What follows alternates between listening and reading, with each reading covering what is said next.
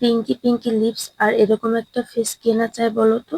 সেটার জন্য তো অবশ্যই আমাদের ড্রাগনের লিপ বাম ব্যবহার। তো দেখো আমি বিকেল বেলাতে বসে পড়েছিলাম ড্রাগন দিয়ে লিপ বাম বানানোর জন্য। শীত যেহেতু চলে আসছে, আমার এমনিতে লিপ বামের প্রয়োজন, তার জন্য ভাবলাম ড্রাগন দিয়ে বানিয়ে ফেলি। তো এটা আমি বানিয়ে রাতে দিয়ে ঘুমিয়েছিলাম, সকালবেলা উঠে তো আমি এই মহা জাদু করি ড্রাগন লিপ বামটার প্রেমে আরো একবার পড়ে গেছি। তো আমার মতো কিন্তু যারা আধা পারো, বাকিটা ইউটিউব দেখে শিখে নিবা, তারপরেও বানাবা, সবাই এক চেষ্টা করবাই, ঠিক আছে?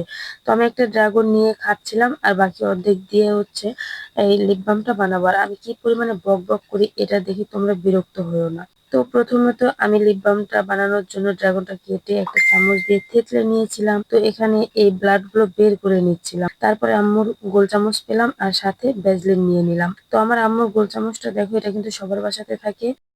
তো দেখো আমি প্রথমত একটা ছাঁকনি দিয়ে ছাকার চেষ্টা করছিলাম, হচ্ছিল না। পরে পাইলাম একটা শপিং ব্যাগ, সেটা দিয়ে একদম ব্লাড গুলো বের করে নিলাম, বাকিগুলো দিয়ে আমার গালের ব্লাশ করে নিলাম। তো এই যে 1 চামচ পরিমাণে নিয়ে নিছি।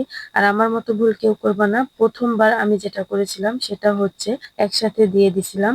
আর এটা আলাদা আলাদা একটু জাল করলে ভালো হয় বেশি। তো দেখো আমি প্রথমত জাল করে নিছি, এটা একদম ছিটে চারোপাশ চুলাটা নষ্ট হয়ে গেছে। এ ভুলটা কেউ করবা না।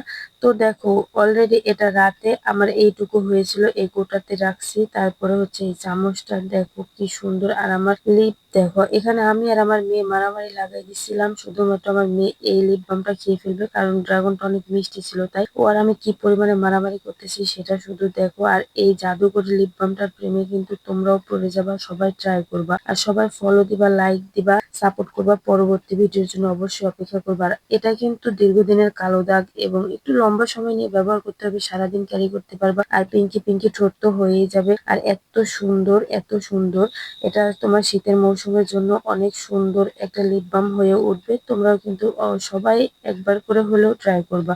সবাই ভালো থাকবা, টাটা এন্ড টেক কেয়ার, আল্লাহ হাফিজ।